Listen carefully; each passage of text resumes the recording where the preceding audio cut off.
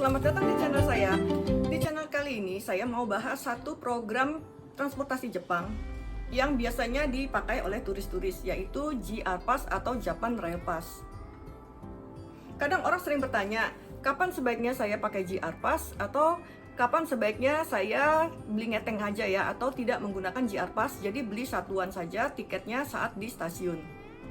Sebelum membahas lebih lanjut, apa sih JR Pass ini? JR Pass merupakan suatu kartu yang cukup terintegrasi saat kita ke Jepang dan kita tidak perlu lagi beli tiket atau karcis dan hanya menggunakan kartu itu saja kalau kita mau naik kereta, terutama naik kereta antar kota yang ada di Jepang. JR Pass juga berlaku bagi kita kalau kita naik Shinkansen. Cuman ada beberapa jenis Shinkansen yang memang tidak menerima JR Pass.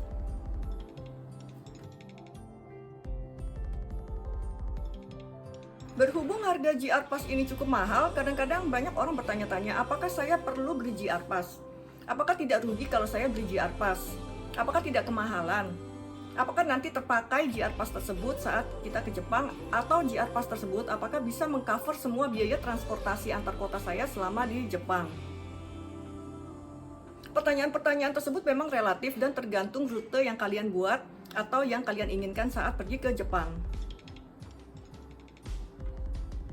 Jadi untuk mengetahui apakah kalian sebaiknya beli JR Pass atau tidak, yang pertama kali kalian lakukan, kalian harus membuat rute terlebih dahulu.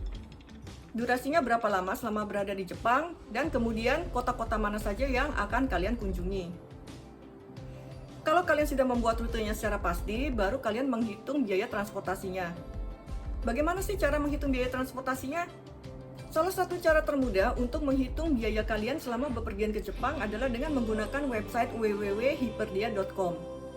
Di website tersebut, kalian bisa menginput kota asal kalian dan kota tujuan kalian. Lalu kemudian kalian mengklik search dan di situ tertera biaya dari kota yang satu ke kota yang lain tersebut. Kalau kalian bepergian lebih dari 2 atau 3 kota, kalian bisa menghitung ulang dan kemudian menjumlahkan, dan kalau sudah dapat totalnya, kalian bandingkan dengan harga JR Pass. Kalau memang biaya ketengan lebih murah dan biaya JR Pass lebih mahal, lebih baik tidak usah membeli JR Pass. Tapi kalau memang hasilnya ternyata membeli JR Pass lebih murah, lebih baik beli JR Pass. Karena untuk JR Pass yang hanya untuk seminggu saja, tipe ordinary itu harganya sudah 3 juta lebih kalau dirupiahkan.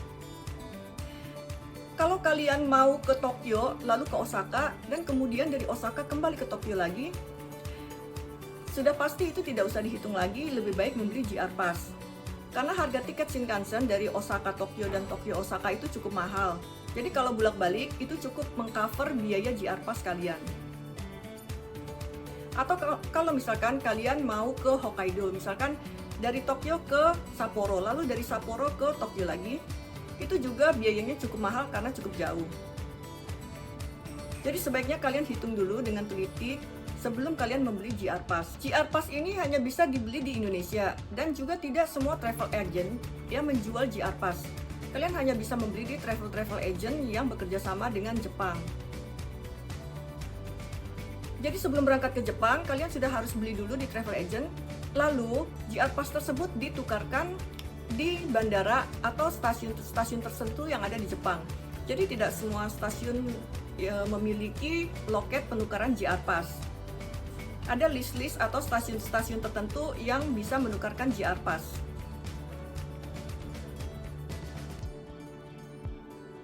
Berikut ini adalah nama-nama stasiun yang bisa kalian datangi untuk menukar JR Pass kalian saat sudah berada di Jepang. Jadi selain memiliki rute yang jauh, JR Pass ini bermanfaat bagi kalian yang memang mempunyai mobilitas tinggi.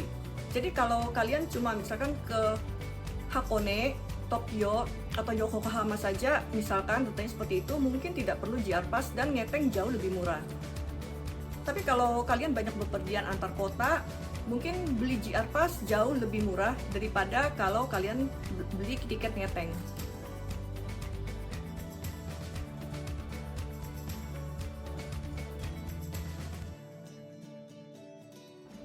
memudahkan perjalanan kalian ke Jepang, ada baiknya kalian membaca buku ini terlebih dahulu, yaitu Best of Japan. Buku ini bisa kalian dapatkan versi digitalnya di www.gramedia.com.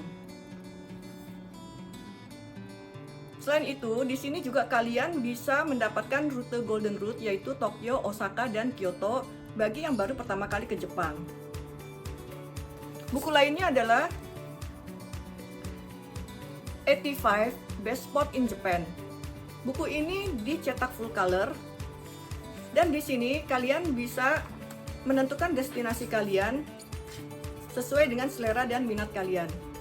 Jadi ada tempat belanja, pemandangan alam, bangunan dan arsitektur yang megah, dan juga taman-taman yang indah atau theme park seperti Tokyo Disneyland atau Disneysea. Buku ini juga bisa kalian dapatkan versi digitalnya di www.gramedia.com. Bagi kalian yang sudah beberapa kali ke Jepang dan mau ke destinasi lain selain Tokyo, Osaka, dan Kyoto, kalian bisa membaca buku ini, yaitu Kyushu Holiday. Buku ini memuat tentang kota-kota yang ada di Pulau Kyushu. Ini juga ada versi digitalnya dan bisa kalian dapatkan di www.gramedia.com. Demikian informasi dari saya, semoga bermanfaat dan memudahkan perjalanan kalian selama di Jepang. Terima kasih.